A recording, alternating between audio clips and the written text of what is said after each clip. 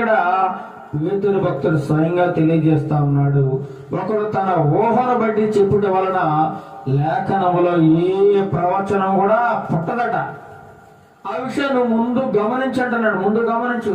ఇది ఒట్టి మాటలు కాదు, ఇది మనుషుల ఆలోచనలతో కూడిన మాటలు కాదు. నువ్వు గమనించుకో, కేవలం ఇది దేవుని మాట.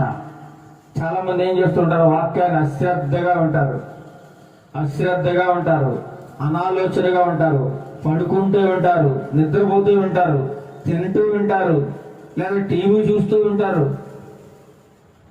ఎందుకని? దేవుని యొక్క వాక్యం అంటే వారికి భయం లేదు, భక్తి లేదు.